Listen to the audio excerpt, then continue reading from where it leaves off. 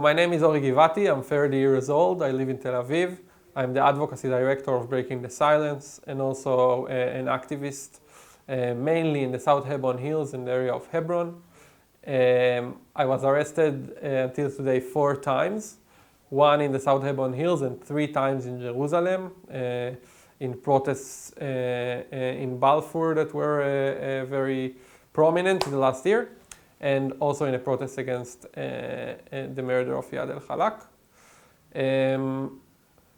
My first arrest in the South Hebron Hills was very violent, was done by the military and by the border police. Around 6 soldiers arrested me together, and 17 other activists were arrested with me. And the other 3 arrests were a little bit easier, if you can say that.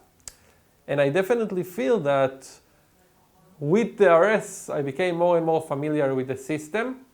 And with every consultation with a lawyer, with every interrogation, I became more and more prepared for the next time it will happen to me. And unfortunately, in this reality, I'm quite sure that it will happen to me again.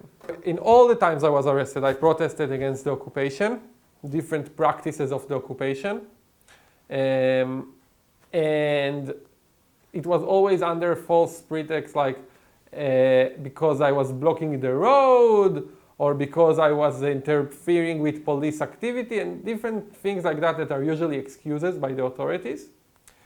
And I think the biggest challenge in being arrested is to stay calm and to remember that there are people behind you that will take care of you, and you shouldn't allow the authorities that arrest you to get in your head and divert you from your target.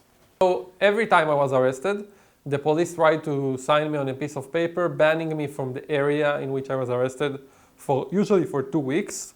I agreed 2 times and I refused 2 times. This is a very clear and easy attempt from the authorities to limit and ban activists from protesting. Yeah? We know it's being done on everyone. It's not something that only happened to me.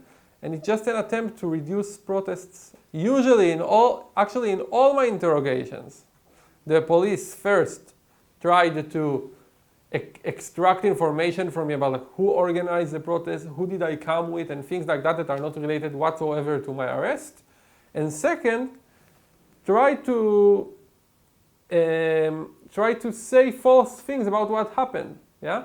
When I was arrested in Jerusalem, in the protests in the center of Jerusalem, protests against the occupation, inside the protests against the corruption of Netanyahu, 2 times they said I blocked the road. In 2 times, I showed with a video that I didn't, and I was released.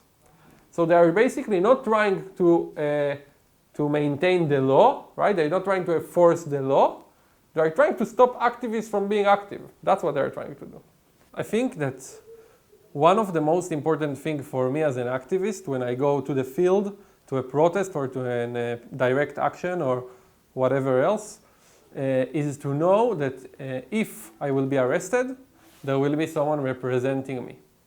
This allows me as an activist to do the activism, to act in all these different ways that we use inside Israel and in the occupied territories, with calm, with peace, with the knowledge that if something happens, someone is over there behind me watching my back. The representation is not only to make us calm, it also gives us a lot of knowledge and preparation. Every time I was arrested, I had a phone call or a meeting, depending on the situation, with a lawyer that explained to me and reminded me all the different things I need to know before I go into the interrogation. What are my rights? What are they allowed to ask? What they are not allowed? What should I say? What I shouldn't say? And in many cases, when I was interrogated, I knew more about my rights than the person who interrogates me. And that wouldn't be the case without the representation of lawyers that are there to help us. and will take care of whatever needs to be taken care of after my arrest. And this allows us to do what we need to do. Actually, I think I would not go to some of the activities I went to if I didn't know that someone will represent me.